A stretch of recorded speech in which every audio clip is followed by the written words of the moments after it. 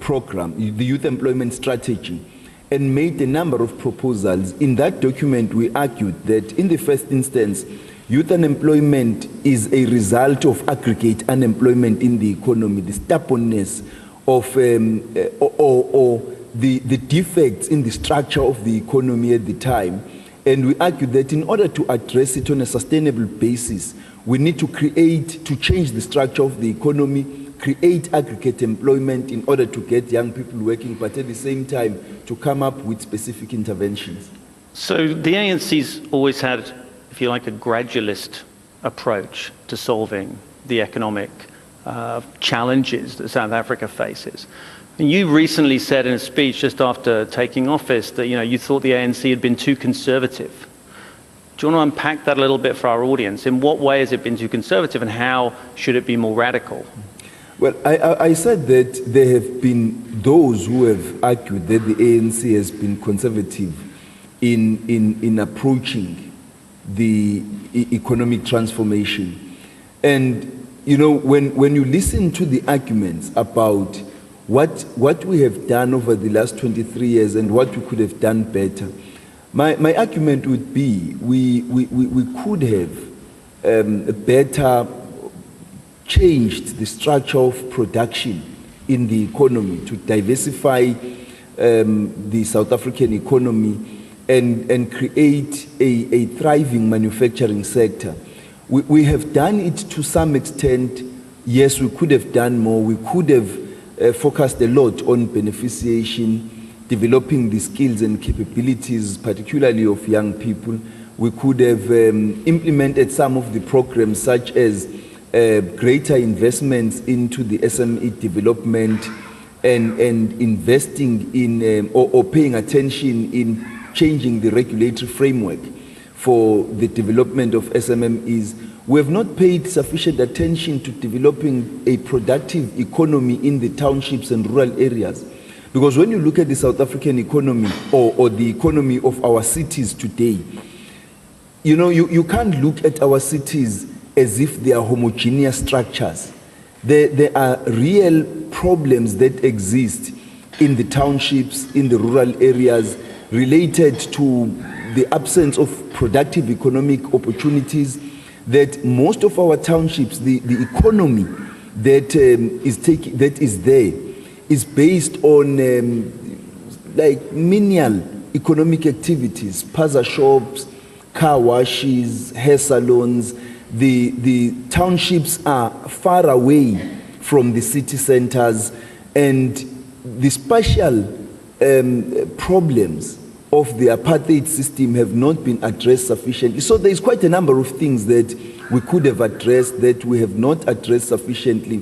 And so you must understand the impatience for speedy change, for more significant change. And that's why the ANC around 2011 said, the president speaking in Polokwane, the January 8th statement of the African National Congress, said, we now must make a meaningful shift towards economic transformation and begin to take on board those who have remained marginalized from the economy.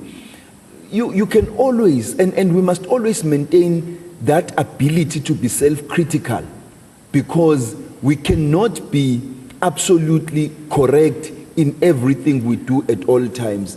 In future, we must always maintain that ability to look back in retrospect and say we could have done better. So probably not just you saying that, it's also international investors and the international community. I mean, Yes. What greeted your appointment was a downgrade in South Africa's bond status. One of the things that the S&P looked at when it made that decision, they looked at 5 major factors. One of the ones that was marked as strong was South Africa's institutions, its democracy. But the weakest was fiscal debt. That was the trigger for the downgrade that took place on their rankings. Now, right here, you have an opportunity to let people know what your policy will be around debt. Are you going to be borrowing to solve the problems you've just outlined, or are you going to be following through on the previous ministerial trajectory of reining in spending and trying to push up revenue? You know, at a technical level, the budget for 2017 has been presented to Parliament and adopted, and a whole lot of processes have gone through in terms of the provincial divisions of revenue in all the provinces. Municipalities have presented their budgets. The integrated development plans have been developed, and many of them are in the process of finalization. And so pretty much the budget for 2017 is set, and nobody must tamper with that process. The MTF period, if you look at the medium-term expenditure framework, we also have outlined how we intend to manage the economy. So the issue here is that, one, we need to grow the South African economy. We need to grow it inclusively. We need to focus on growth. And that inclusive growth narrative must become part of our DNA. Because with a growing economy in an inclusive manner, we are able to address a number of challenges. One, you grow your revenue base. Two, you then have a growing fiscus with which to invest in social and economic expenditure. So it's good for us, it's good for business, it's good for society, everybody benefits from it. So we cannot spend money we don't have.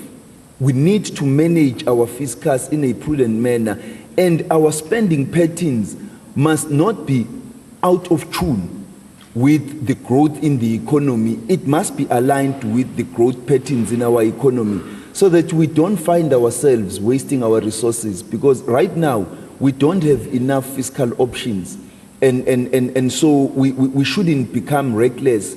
Even our debt ratio is high, and our surplus has gone down. The current account deficit is quite high. We need to act in a prudent and responsible manner that is going to provide that certainty to investors, to the economy, and that government is responsible in how it's managing the fiscus. Now there you get into some of the issues that I'm sure you spend your waking and sleeping hours worrying about, which is, that sounds very responsible and probably new music to the ears of investors and credit ratings agencies. But where does it leave those people who are saying, hang on a second, this is the year of Oliver Tambo, this is a year when we wanted to see that radical economic transformation take place, and we wanted to see some concrete steps put in place to deliver on the kind of urgent questions that South Africa's facing, those youth unemployment, those inequality issues. How do you do that? And I know you're the finance minister and not a magician, but how do you balance those two things out? To start with, even as we embarked on fiscal consolidation, our social spending has not consolidated. We've actually invested increasingly in health, in education, in social development, in order to provide that social security net for the poor, not to sink into further poverty. We've continued to provide a social wage in terms of free basic education for the poorest in the country. We've provided increasing funding for university students in the form of the National Student Financial Aid Scheme. So we have continued to provide, to increase our social spending. And our infrastructure investments have not stopped. Against a constraining economy from 2008, we continue to invest in social and economic infrastructure. Even right now, we have about R1 trillion investment outlook for infrastructure rollout over the next 3 years, which is quite commendable. It's going to create jobs, it builds confidence in the economy, and if we implement localization programs, there's a whole range of benefits and other positive externalities that would arise from those investments. Now, going forward, we need to continue to focus on growing the economy and implementing transformation at the same time. And that's why the issue of whether you call it radical economic transformation or inclusive growth, the issue that we are addressing there is implementing structural reforms in the economy that will result, one, in changing the structure of production by industrializing the economy and creating a greater manufacturing base, but secondly, in changing the ownership patterns of the South African economy, because we cannot grow the economy on the basis of a large black community that remains without any assets, either to consume or to invest in. And so we need to create that asset base, transfer assets to the hands of the black community so that they become part of the economy. So you go to the polls in 2 years' time. What are the goals that you're setting yourself for to meet so that voters can see some of those promises delivered on? Are there some key metrics you're looking at where you want to say we want this proportion of ownership transferred, where we want these kind of KPIs delivered on? Or is this something that as yet exists in a less formulated fashion? Many of the targets in regard to what you are asking have already been set in terms of how does government use its 500 billion rand procurement spend in order to generate SMMEs, cooperatives, black business. We've already established a black industrialist program, and we are focusing on how to accelerate it in order to bring on board more black industrialists. Yesterday I went to the Dubai Trade Port and saw a number of investments that include local citizens, black South Africans that have established industries at the Dubai Trade Port and are exporting to the African market. So many of those targets have already been set. We don't need to set any new and with the target of 2019. What we need to do is to accelerate the programs that we have, implement them more efficiently. The resources are already there in the South African economy for us to achieve these goals. So looking at South Africa in the context of some of the other BRICS, one of your fellow BRICS, Brazil, is in the grip of a huge political upheaval around corruption. How does South Africa stand in the international system on that metric? We continue as a country both to be committed in the fight to the fight against corruption, as well as to support the institutions that have been established to fight corruption. So it is a major concern in our country too. It's a major concern in government, and so the way we implement government programs, particularly the procurement programs, is aimed at ensuring that we eliminate corruption. But the fight against corruption must at the same time not become a fight against transformation, because we must not get ourselves into a position where we use in the same sentence transformation and corruption, as if bringing black people into the economy means corruption. We need to put ourselves in a position where we can achieve transformation without reducing transformation to corruption. But there are institutions in the country, the Special Investigations Unit, the Public Protector, we've got independent courts and an independent judiciary.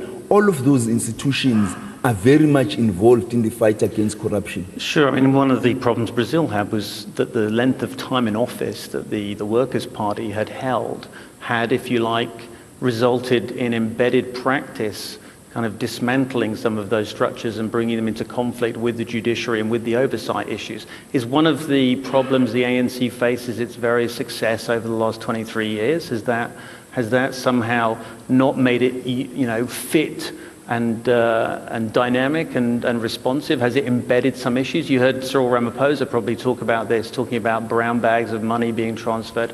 I mean, I think people probably in the audience and beyond will want to know, who is he talking about? Who are those people? What are the accusations being made? Is that something that concerns you when you're looking to restore confidence in South Africa's economy? We are committed. I mean, we are concerned. I mean to say, we are concerned about corruption, and we are aware that around the country at different levels in the public and the private sector, corruption does take place, and that's why we are fighting it as hard as we have to. The challenges of incumbency for ruling parties is quite a real one. And the African National Congress is aware, fully aware, that it must continuously renew itself in order for it to continue to enjoy the confidence of the masses, because the leadership of the ANC of society was not proclaimed.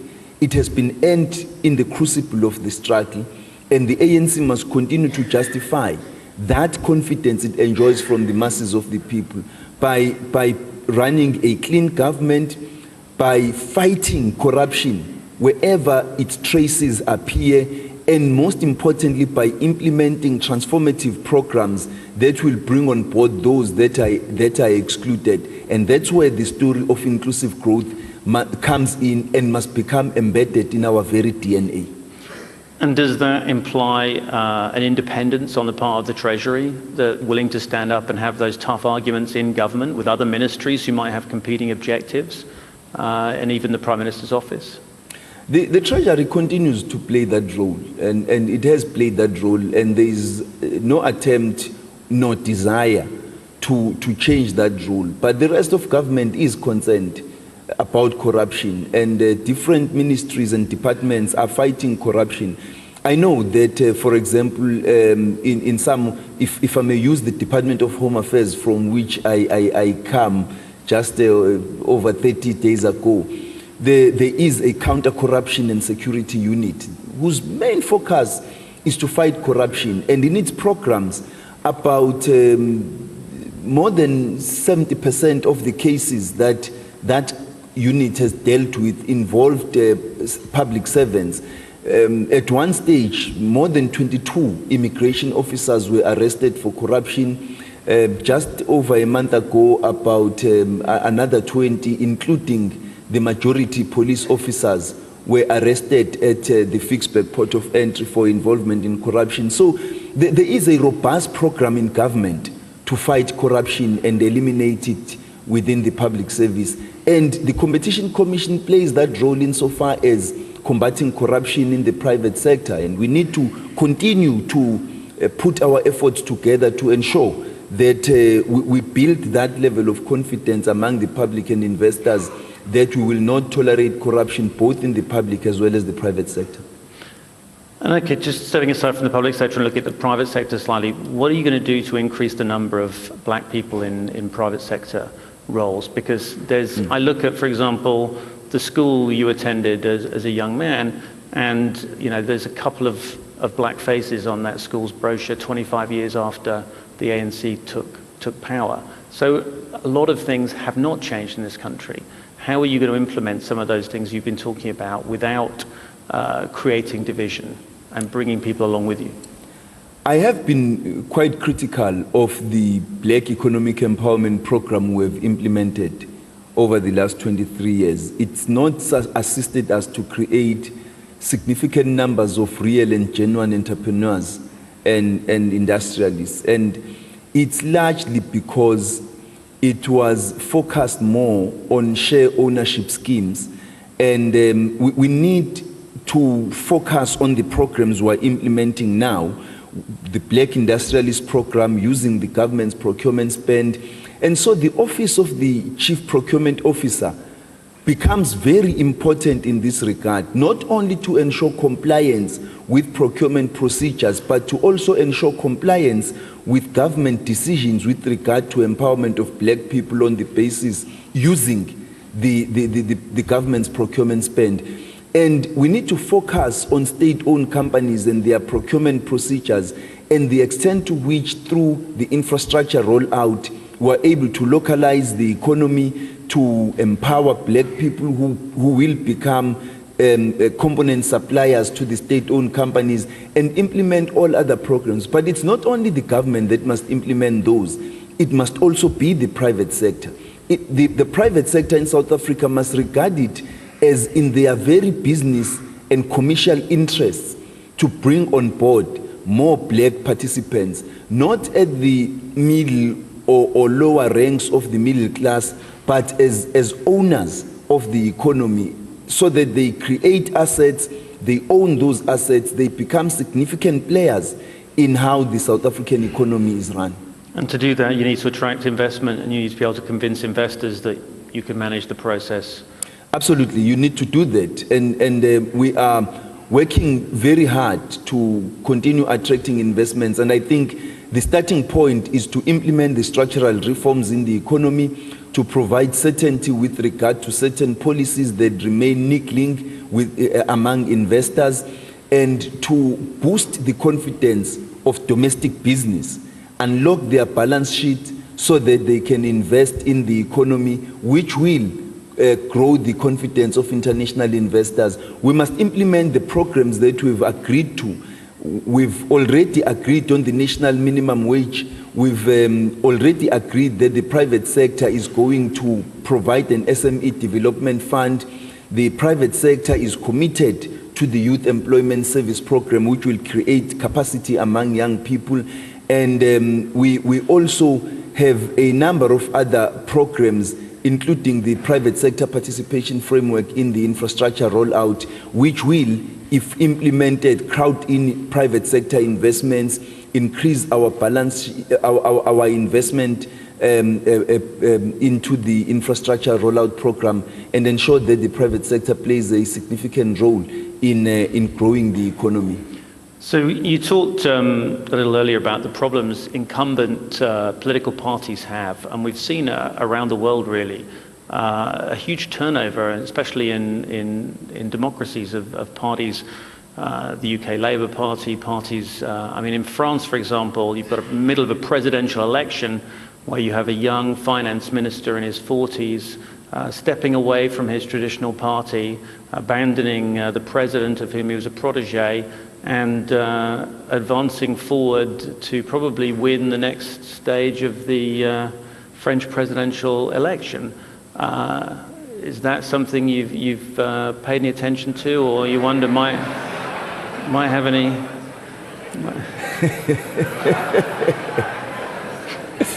Look, the South African political system, especially that of the African National Congress, functions in a particular way. Whilst nobody can predict what's going to happen in December 2019, I think that the principle that the branches of the ANC are the final arbiters on the matter remains, and they will make their decisions in December about what shall happen in South Africa in terms of the leadership of the African National Congress. And we've got a lot of young shapers, young global shapers here from the forum, people in their 20s.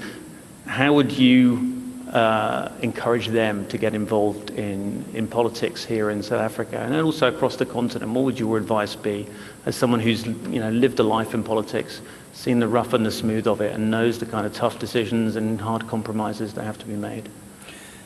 It's important for young people in Africa today to gain education. To gain education, because I think going forward, the next generation of African leaders must be very well educated, very well skilled in different fields, but also dynamic enough, because in politics you never know what job you will be assigned by either the political party or the presidents, and what will you end up doing yourself. Perhaps if you should become a prime minister or president in your country.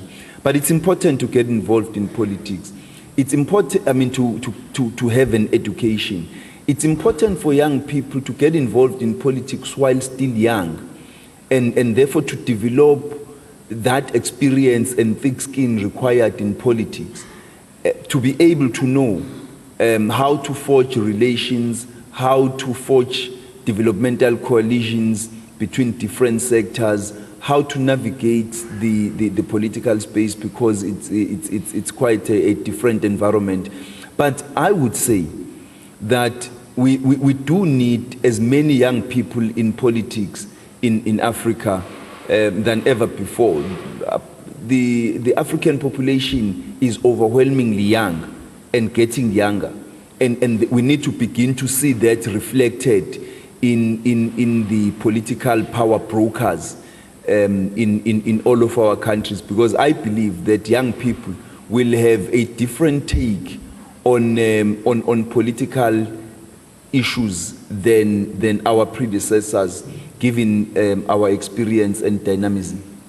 Minister, I know everyone here is wishing you all the very best in your new role, and we look forward to hearing more from you at this meeting. So thank you for joining us, and I'm sorry I couldn't give you the fondue, but thanks for sharing your thoughts with us. Thanks very much. Thank you very much.